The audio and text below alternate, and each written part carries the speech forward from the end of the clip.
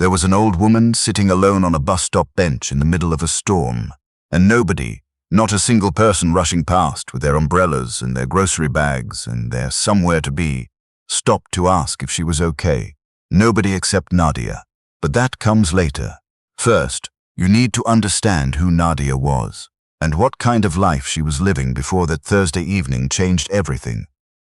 Nadia Cole was 26 years old and worked the early shift at Mercy General Hospital as a custodial staff member. She mopped floors that doctors walked across without looking down. She scrubbed bathrooms that nurses used between long shifts. She wiped down elevator buttons and disinfected waiting room chairs and emptied waste bins that held things nobody wanted to think about. She did all of this with her headphones in one ear and her dignity intact, which was more than she could say for some of the people she worked around. The hospital had a way of making you feel invisible if you wore the grey uniform. Not all the staff was like that. There were a few nurses on the third floor who always greeted Nadia by name, and one older doctor who held the elevator for her once and asked how her day was going like he actually wanted to know. But those people were the exception. Most days, Nadia moved through the hallways of Mercy General like a ghost, present but unseen, essential but unacknowledged. She had been working there for almost 2 years. Since just after her mother passed and left her with half a month's rent and a stack of unopened medical bills, Nadia had dropped out of her nursing program, 1 semester short of finishing, to help cover her mother's care costs in those final months. By the time everything was settled, she had no savings, no degree, and no one to call when things got hard. She found the custodial job through a staffing agency and told herself it was temporary. 2 years later, she was still telling herself that. Her studio apartment was 20 minutes from the hospital by bus. It was small enough that her bed and her kitchen table were in the same room, but she kept it clean the way. She kept everything clean. Out of habit, out of pride, out of some deep-seated belief that your surroundings reflected something about who you were on the inside. She had a small succulent on the windowsill and a photograph of her mother on the dresser and not much else. She was not unhappy. That was the thing people sometimes assumed, that a young woman in her situation must be miserable, must be bitter, must be quietly falling apart. Nadia wasn't. She was tired, yes. She was stretched thin and sometimes lonely in the way that people who are always around other people can still be lonely. But she got up every morning, put on her grey uniform and went to work, and she tried to do it well. That was all she knew how to do. The Thursday it happened was the end of a double shift. Nadia had covered for a co-worker who called in sick, which meant she had been on her feet for nearly 14 hours. Her lower back ached. Her right knee, which had been bothering her since a slip in the East Wing corridor 6 months ago, was throbbing in that dull, persistent way that told her she had pushed it too far again. She clocked out at 7:43 in the evening, changed out of her uniform in the staff locker room, and stepped outside into weather that felt like the sky had decided to punish everyone personally. It was raining the way it only rains in late October, cold and sideways and mean about it.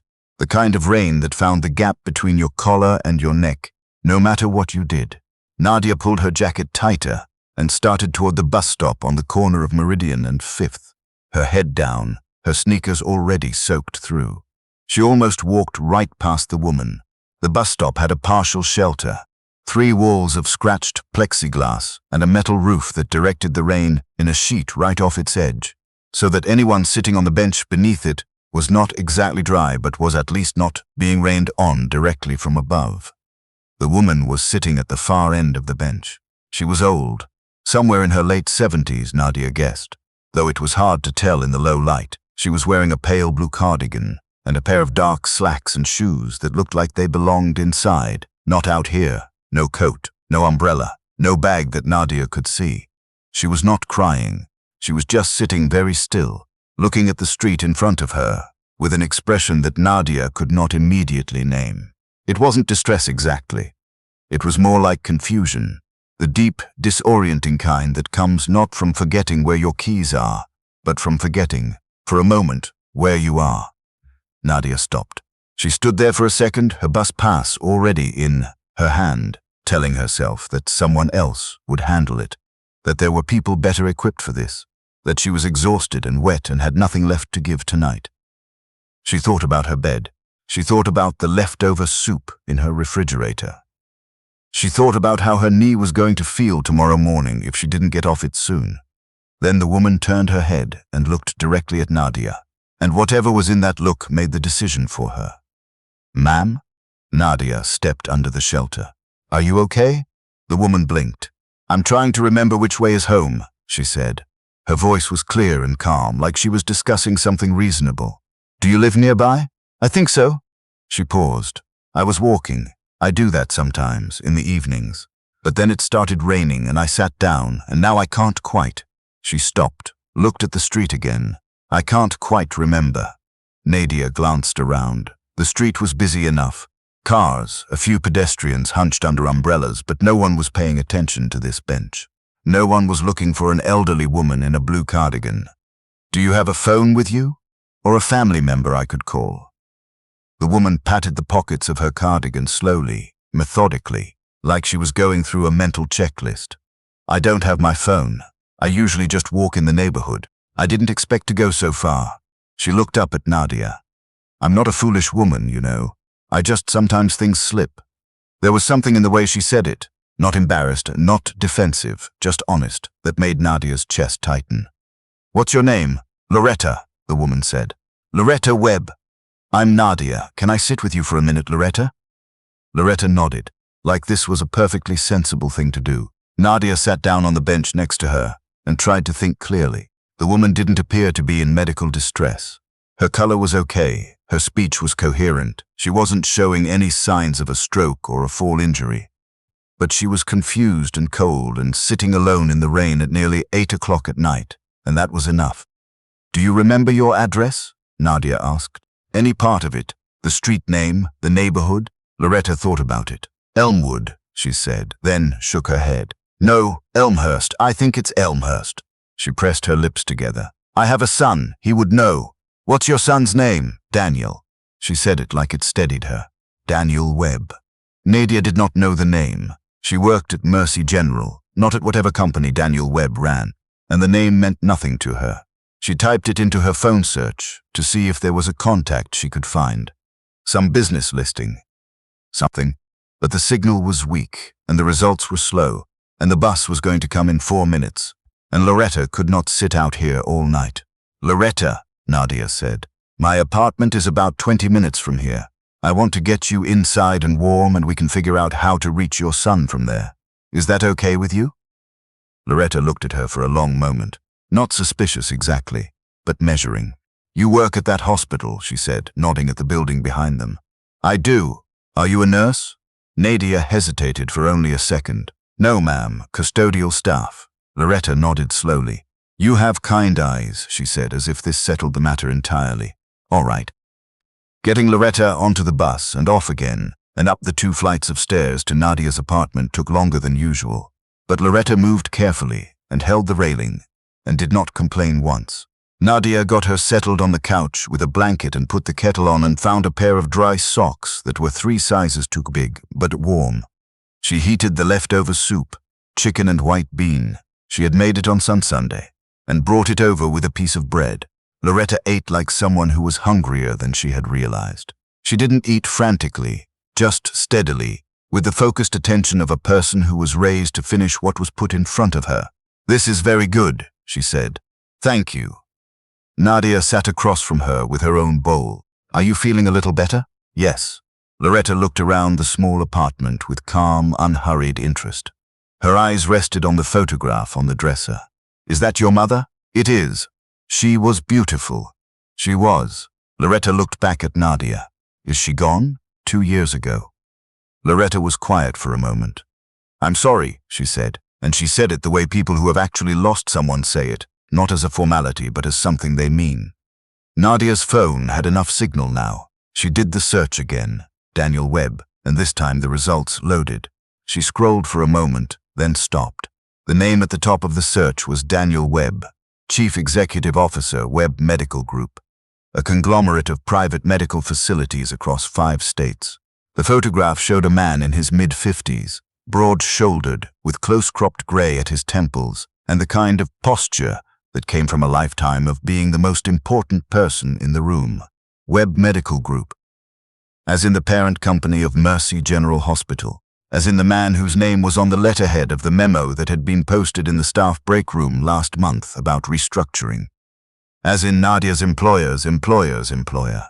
She set the phone down on the table very slowly. "Loretta," she said carefully, "is your son's last name Webb?" "Of course." Loretta tilted her head. "I thought I mentioned that. Does he run a company called Webb Medical Group?" Loretta smiled, and for a second the confusion lifted and she looked entirely like herself. Composed, sharp, a little amused. "He does. He's been running it for 11 years. Worked very hard for it." The smile softened. "He worries too much, but he's a good man." Nadia looked at the woman sitting on her second-hand couch, wrapped in her spare blanket, wearing oversized socks and holding a bowl of soup, and felt the world tilt slightly on its axis. She worked for this woman's son. Not directly.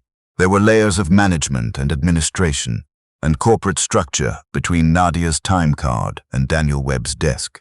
But ultimately, the paychecks that kept her apartment and her bus pass and her groceries going came from the company this woman's son had built, and not one person in the chain between them had stopped in the rain tonight to ask if she was okay. Nadia picked her phone back up and searched for a contact number for Webb Medical Group's executive offices. She found a general line, called it, and navigated through an automated system until she reached a person who was clearly used to fielding calls for important people. Nadia explained the situation in straightforward terms. She had found an elderly woman named Loretta Webb at a bus stop on Meridian and 5th, believed she might have become disoriented during an evening walk, was safe and warm at a private residence. "Could someone please pass this to Mr. Webb urgently?" The pause on the other end of the line told her the person had recognized the name immediately. "Can you hold, please?" She held for less than 2 minutes before a different voice came on. Male, controlled, with the clipped efficiency of someone whose job was to solve problems before they escalated. "This is Kenneth, Mr. Webb's chief of staff. Can you repeat what you told my colleague?" Nadia repeated it. She gave her address. "We'll have someone there in 20 minutes, Kenneth said. Please stay with her." "I wasn't planning on going anywhere," Nadia said. She put the phone down and looked at Loretta, who had finished her soup, and was looking at the succulent on the windowsill with quiet approval. "Someone's coming to get you," Nadia said. "You'll be home soon? Did you reach Daniel?" "I reached his office. They're sending someone." Loretta nodded. "He'll come himself," she said simply.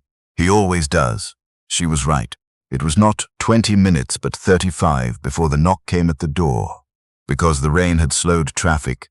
But when Nadia opened it, Daniel Webb was standing in her hallway in a charcoal overcoat, with his tie loosened and his eyes immediately moving past her to find his mother on the couch.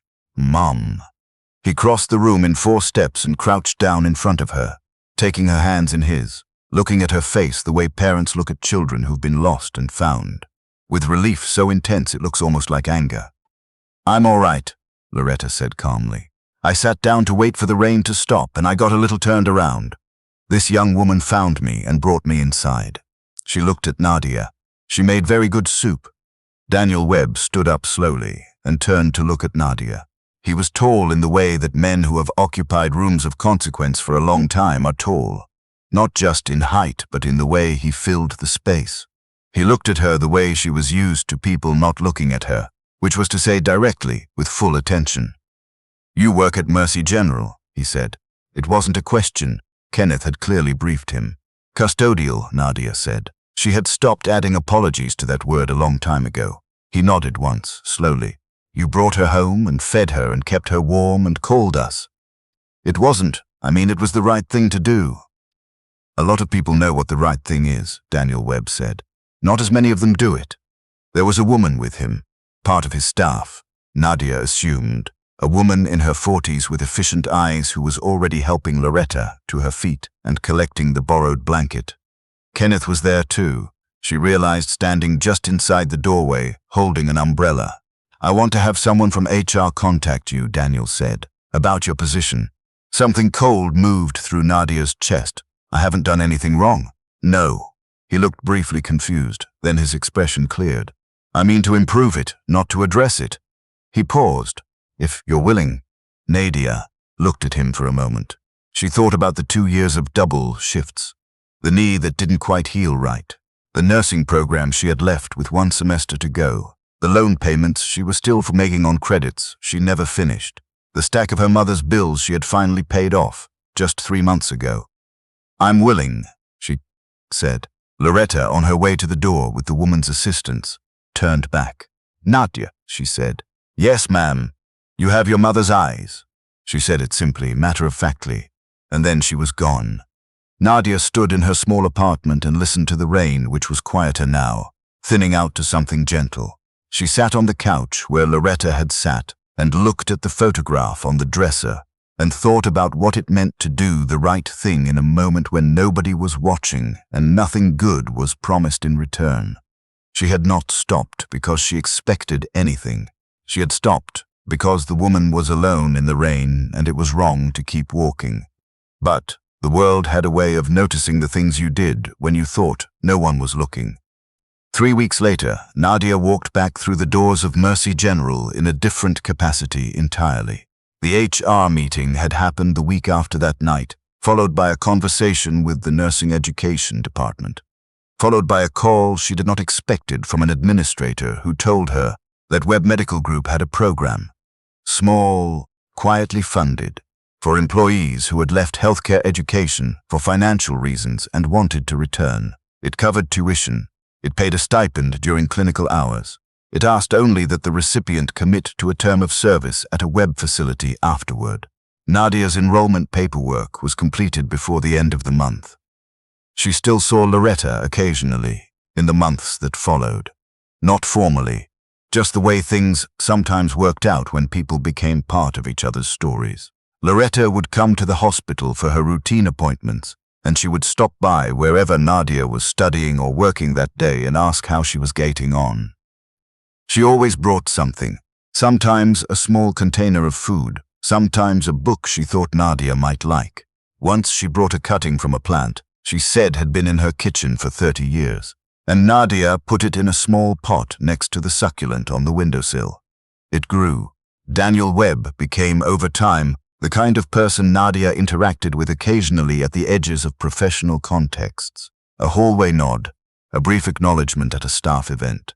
He was not a demonstrative man. He did not make speeches about what she had done or call attention to it in any public way. But once, passing her in the corridor of the 3rd floor during a facility visit, he paused just long enough to say quietly, "My mother asks about you. Every week." Nadia thought about that moment for a long time afterward. She had grown up believing that goodness was its own reward, not because goodness always led to good outcomes, but because the alternative was to live in a way that hollowed you out. Her mother had believed that, had lived it right up until the end, even when it cost her. Nadia had watched it cost her, and had sometimes wondered, in her darker moments, whether it was worth it. She had her answer now, not because the scholarship came through, or because her knee finally healed during the months when she wasn't on it as many hours, or because the small apartment started to feel less like a way station and more like a home she was building toward something. Those things mattered, but they weren't the answer. The answer was the plant on the windowsill. It was the photograph next to the growing collection of small things. It was the memory of an old woman in a blue cardigan saying you have your mother's eyes like it was the most natural observation in the world. Not a compliment exactly, just a recognition. One woman seeing something real in another and saying so. Nadia had stopped in the rain because she couldn't not stop. That was simply who she was. And it turned out that who she was had always been enough.